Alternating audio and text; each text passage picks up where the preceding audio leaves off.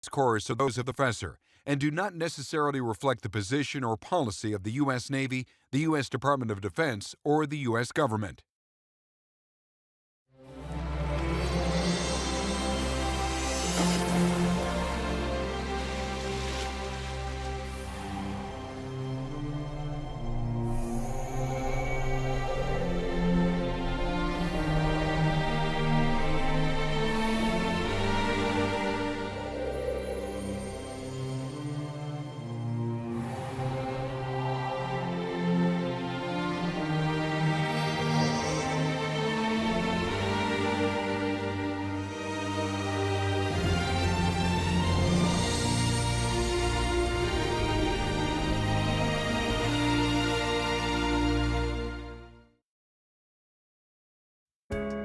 Your lecturer is Professor Paul Rosenzweig. Professor Rosenzweig is a professorial lecturer in law at the George Washington University Law School, where he lectures on cybersecurity law and policy. He is a cum laude graduate of the University of Chicago Law School. Professor Rosenzweig is the founder of Red Branch Consulting, PLLC, a homeland security consulting company, and a senior advisor to the Chertoff Group. He formerly served as a Deputy Assistant Secretary for Policy in the U.S. Department of Homeland Security, and he is currently a Distinguished Visiting Fellow at the Homeland Security Studies and Analysis Institute. Professor Rosenzweig is a senior editor of the Journal of National Security Law and Policy and the author of the recently released Cyber Warfare: How Conflicts in Cyberspace Are Challenging America and Changing the World.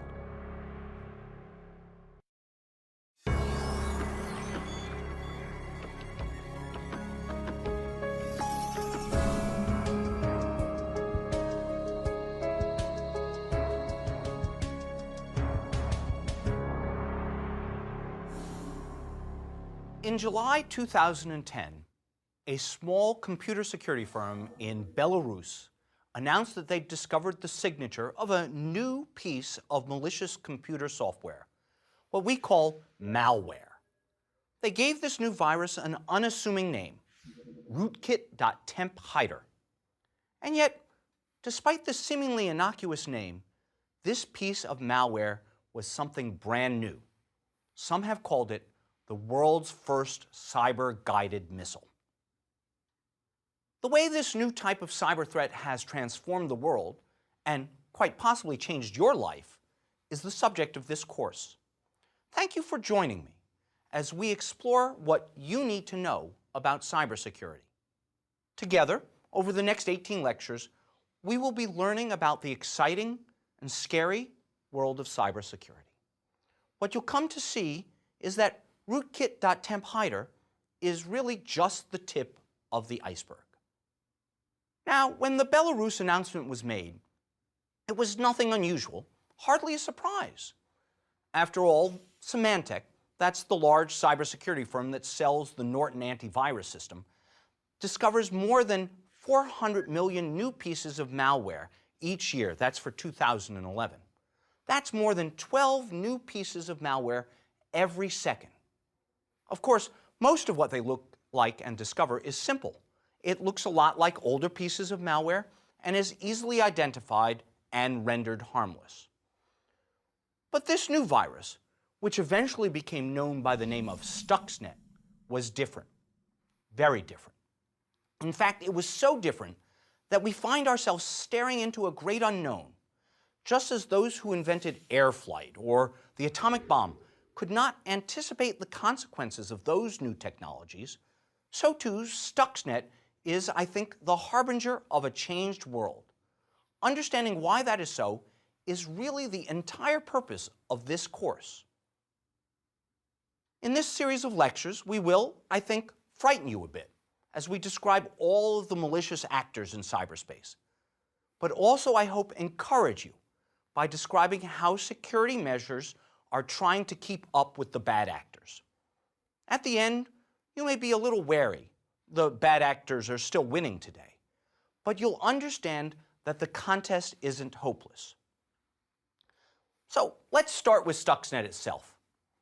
Up until the Stuxnet software was developed, the mantra of many experts was that the effects of cyber conflicts would be restricted to the cyber domain. As one wag put it, cyber war only kills a bunch of little baby electrons. Stuxnet showed the world that cyber war could potentially kill real babies. What Stuxnet did was infect a physical manufacturing plant, in this case, the uranium enrichment facility in Natanz, Iran, and make it malfunction. Using only a cyber virus, Iran's adversary made the machines break down. That's scary, because while Stuxnet only disrupted a uranium purification system, there's nothing at all that limits a cyber assault to uranium purification. The same type of system that runs the Iranian centrifuges also runs the systems that control the heat of their nuclear reactors. It is theoretically no harder to cause the centrifuges to break down than, say, to have graphite control rods pulled out, causing a nuclear meltdown. And if the Iranian facility at Natanz is vulnerable, so is the electric grid in New York City, or the Colorado River's Hoover Dam. Stuxnet was a piece of software code. At bottom, it was just a string of ones and zeros like any other program. Except, of course, this one was malevolent. Stuxnet used what experts call a two-phase attack. In other words, it had two parts. The first part was malware that infected a Windows-based Microsoft operating system. If you run Windows on your computer, then in theory, your computer was also a potential target. So let's call this the delivery phase of the program. The purpose of this delivery phase was to put the attack program in a system that might someday be attached to the target's control system.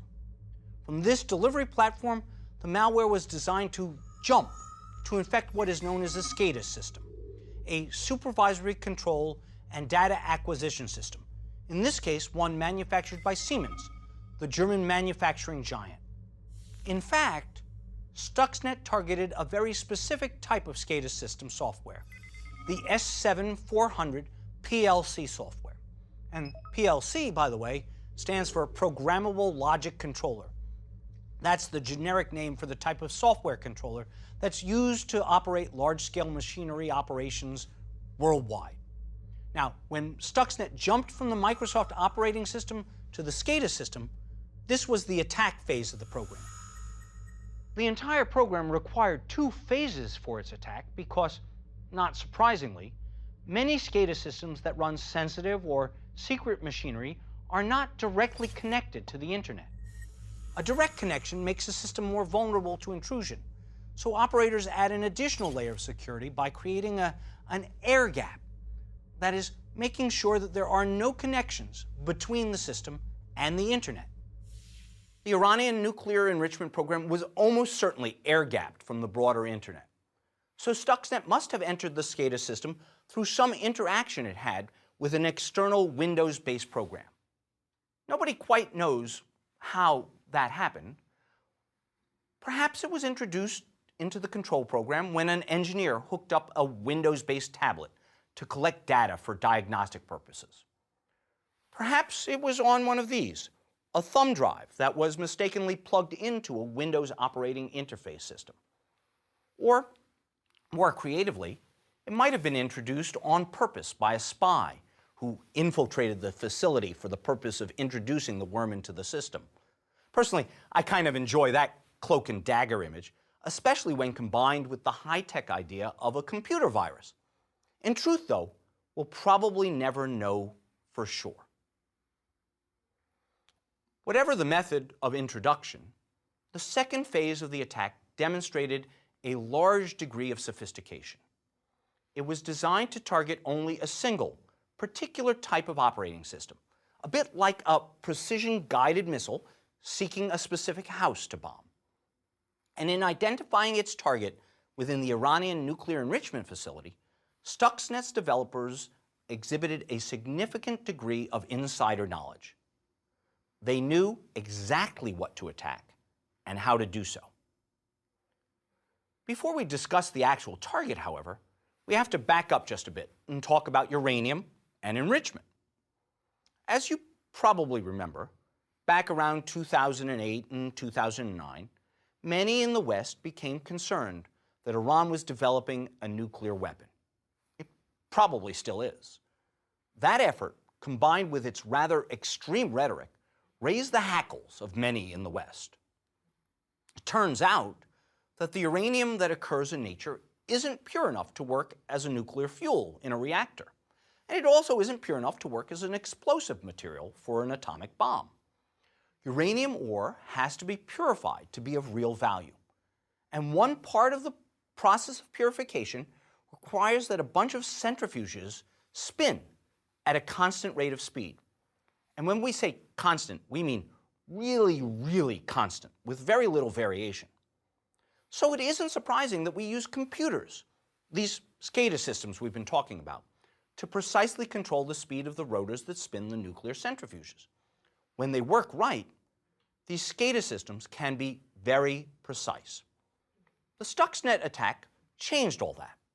It manipulated the speed of the centrifuge rotors to make them slow down and then speed up. The variations in speed were designed to slowly wear down and ultimately crack the rotors. Because Stuxnet made the centrifuges run at a highly variable rate, the uranium produced was impure and unsuitable for use. Along the way, Stuxnet also disabled and bypassed several digitally operated safety systems that were designed to make sure that the centrifuges ran at a fixed and safe rate of speed. It's worth pausing for a minute to think about this, because it really is something new and different. Here we have a piece of computer malware having a real-world effect. In this case, the real-world effect was to break some rotors in a centrifuge. But once we start down that road, well, almost anything is possible. Any physical system that is operated by a computer system like the SCADA system is at least now theoretically vulnerable to attack and possible destruction. And perhaps not so theoretically. In 2007, the Department of Homeland Security ran a test at one of our national labs in Idaho. The test was known as Aurora, and it involved a malicious computer program. The program worked on a diesel generator, one that isn't too different from the diesel generators used in electricity generating facilities all across America, and in fact, across much of the world. There's a video of the test, and it's really quite incredible. During the test, nobody touches the generator physically. But by the end of the test, black smoke is pouring from the machine. That's definitely not what the engineers had in mind for this piece of machinery. What happened was that the Idaho computer scientists put some malware into the SCADA program. Not Stuxnet, but a moderately close cousin probably. And instead of breaking rotors, they made the generator run itself to death and burn itself out. Now that's pretty scary. Between Aurora and Stuxnet, you can understand why policymakers, lawyers, military leaders around the globe are concerned. Not only did Stuxnet have physical effects, it also hid them. Stuxnet was a surreptitious piece of malware. Buried within the program was a pre-recorded series of data reports on the operation of the centrifuges. Now, of course, SCADA systems regularly provide reports to the operators about how the machinery is working. While Stuxnet was causing the centrifuges to operate poorly, it was using pre-recorded data to falsely report to the operators that everything was in working order. Think of the movie Ocean's 11, where the robber heroes play a pre-recorded tape of what is happening in the vault they're robbing to cover their true activities, and you get an idea of how the Stuxnet worm covered its tracks. Iran has, understandably, been unwilling to say much publicly about how badly it was hurt by Stuxnet. At a minimum, confirmed reports suggest that the malware destroyed 1,000 centrifuges at the Natanz facility. One Israeli analyst told the Jerusalem Post that Stuxnet may have set the Iran nuclear program back by at least 2 years. Of course, as in the real world, sometimes even the most precise missiles cause some collateral damage.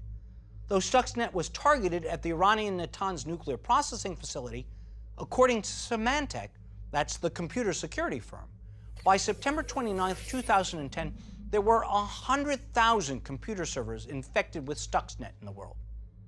Now, approximately 60% of those were in Iran.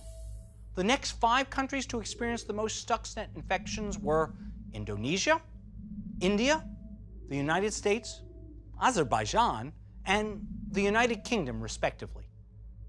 But all things considered, the targeting was pretty precise. The only place where the virus actually turned on and broke things, at least the only place we know about, was at Natanz. So, who did it? At least on the official record, nobody knows for sure. There's been no decisive demonstration of attribution of responsibility for the Stuxnet malware. But there's been a lot of educated, and maybe less than educated, speculation. For example, some people think that there are hints about the authorship of the worm buried in the malicious code itself. Pieces of evidence that allegedly are signatures demonstrating that Israel wrote the Stuxnet code. One piece of evidence is the prominence within the code of the number 19790509, which, when you invert it, might be a reference to the date May 9, 1979, which happens to also be the day a prominent Iranian Jew was executed by Ayatollah Khomeini's government. Indeed, if this were a mystery novel, then the Israelis would have the means, motive, and opportunity to have committed the crime. And they have a powerful incentive to degrade Iranian nuclear progress. But so do others, including the United States. In fact, the New York Times reported that the 2 countries actually cooperated in the production of Stuxnet, using American know-how to build the worm and then test it at Israel's Dimona complex in the Negev desert. According to the New York Times, the Stuxnet worm was tested on centrifuges identical to those at the Natanz nuclear facility that the United States got from Libya. One other indicator: Stuxnet may have been just the last phase of a larger sabotage program known as FLAME. According to a 2012 report in the Washington Post, the United States and Israel jointly developed FLAME to collect intelligence in preparation for the Stuxnet cyber sabotage attacks. This massive piece of malware, it's the largest we've ever seen, was designed to secretly map Iran's computer networks and monitor the computers of Iranian officials, sending back a steady stream of intelligence.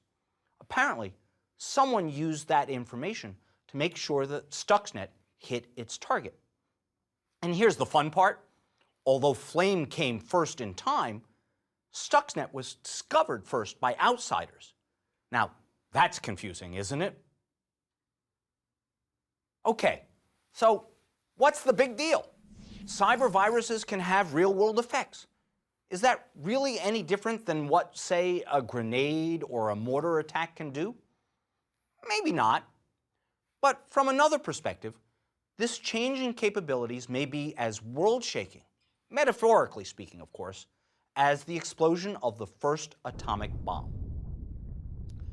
When in July 1945, the first experimental bomb was exploded, J. Robert Oppenheimer, the scientist who led the Los Alamos development efforts, immediately recognized the significance of the event. As he recounted some years later in an interview, quote, "We knew the world would not be the same. I remembered the line from the Bhagavad Gita. Vishnu says, 'Now I am become death, the destroyer of worlds.' I suppose we all thought that, one way or another." But even Oppenheimer barely understood the significance of the changes that arose from the first atomic bomb. At the time, he recognized its destructive power and the transformative effect it would have on war-making, but nobody could, at the dawn of the nuclear age, anticipate its long-term social, psychological, and geopolitical effects. Looking back now, with the perspective of more than 65 years, we can see some of those changes. From the first atomic bomb came nuclear power and cheaper electricity. But it also brought us new ways of thinking about war, like the concept of mutually assured destruction, the counterintuitive idea that world peace is better maintained through the hyper-development of destructive capacity. This led to the equally counterintuitive view that defense is destabilizing. If missile defenses work, then mutually assured destruction doesn't. As a result, we concluded that defending yourself was dangerous and maybe even immoral. We effectively banned all defensive technologies through the Anti-Ballistic Missile Treaty. In the broader field of world geopolitics, nuclear weapons also wrought unexpected changes. In an extended sense, the existence of atomic weapons mandated a policy of containment rather than confrontation, since nuclear war was too grave to risk. And from the policy of containment flowed the Cold War, the Marshall Plan, NATO, and ultimately limited wars in Korea and Vietnam. Now, at the beginning of the nuclear era, all of these developments were unanticipated glimmers on the far horizon, unseen by anyone who witnessed the first atomic explosion. Atomic weapons were utterly transformative. Cyberspace is no different. We've had an easy, some would say too easy time, exploiting the benefits of the internet.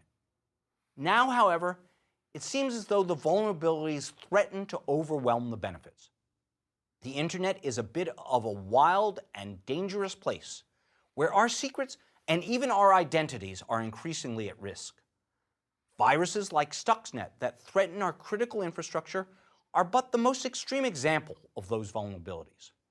Like the explosion of the atomic bomb, we can't even begin to predict what the future holds. But events like Stuxnet tell us that the changes will be very great indeed. Stuxnet was a proof of concept that cyber war can be real.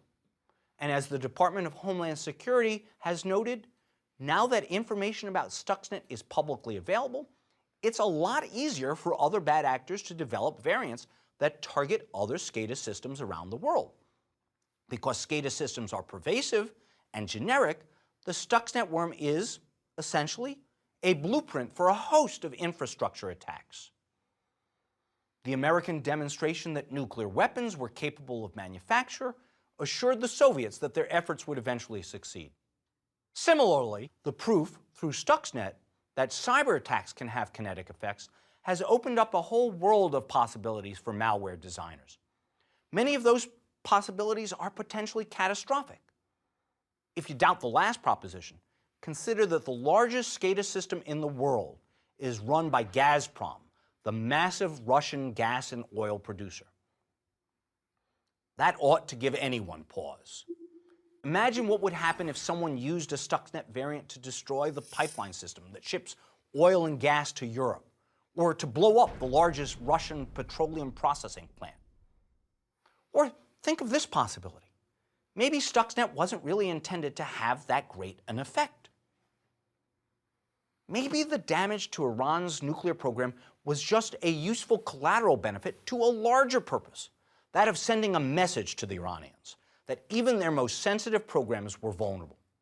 This is sometimes called an info hack, where the purpose is more to let your opponent know that he is vulnerable, and therefore should be cautious and circumspect in his actions, than it is to achieve any particular result.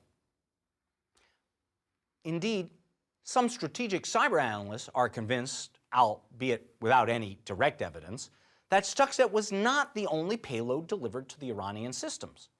After all, having gone to the significant effort of getting inside the Iranian system, why stop at disrupting the uranium enrichment centrifuges? A sensible adversary may have left behind other payloads with the capability of far more significant disruptions. Payloads that are virtually impossible to detect and scrub from an existing control system. The most profound similarities between atomic weapons and cyber threats, however, lie in the disruptive nature of the Stuxnet event. Imagine what it must have been like the day after the first atomic bomb was exploded. Around the globe, settled assumptions about war, policy, foreign affairs, and law had, in an instant, all come unglued. Even 17 years after the atomic bomb was first exploded, the uncertainty about their use and the threat they posed was so great that the Cuban Missile Crisis nearly engulfed the world in nuclear war. We're about to experience that same sort of tumultuous time. And as of the date of this lecture, nobody in America, except a very few people who are concerned senior policymakers, really knows it. Furthermore, and perhaps more ominously, even at the dawn of the nuclear age, we were confident that we could identify anyone who used atomic weapons, and that they could all be peer nation-state actors. In the cyber realm, by contrast, we have much greater difficulty identifying who fires the weapon. And indeed, the culprit may well be a non-state actor, perhaps terrorists, or even a relatively small group of dedicated hackers of the sort we'll talk about in later lectures. It's difficult, if not impossible, to know for sure.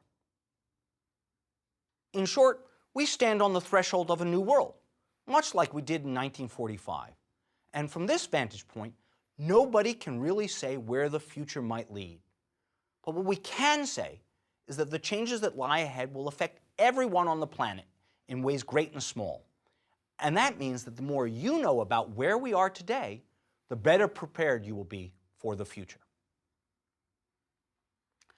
The binary system of counting, which uses ones and zeros, lies at the heart of the cyberspace revolution.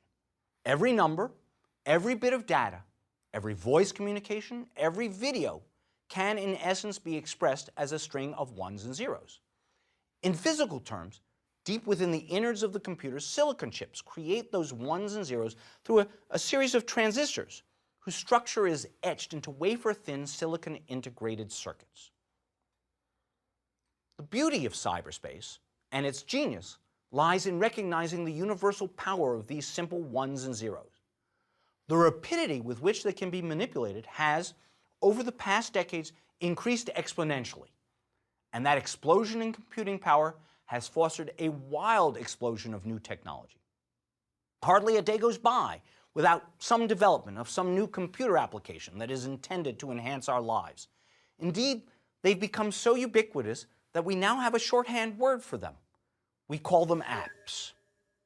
America's increasing utilization of, reliance on, and dependence upon technology for our social infrastructure is changing how we live our lives. We even have things like Cyber Monday for our Christmas shopping.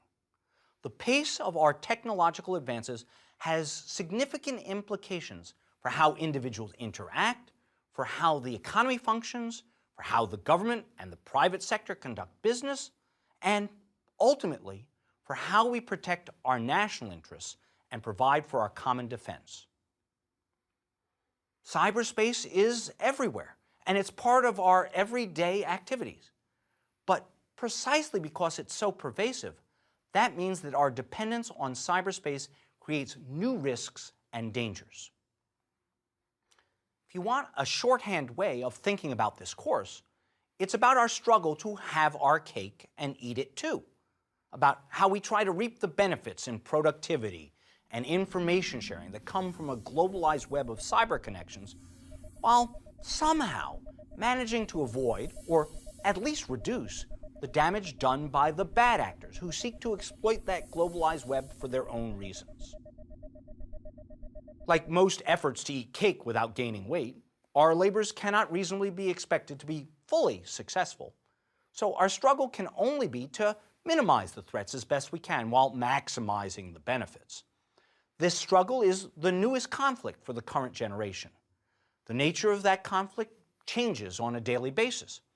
But unless something deeply surprising happens, the specter of cyber warfare and the reality of a broader cyber conflict, which includes espionage, terrorism, and crime, are all with us for the foreseeable future.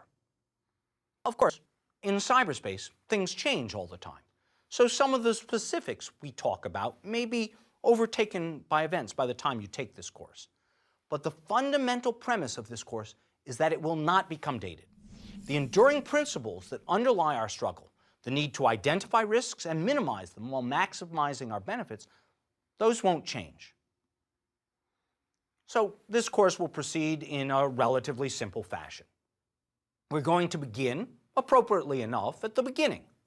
We'll start with a look at how the internet and cyberspace are built, and why they are built the way they are.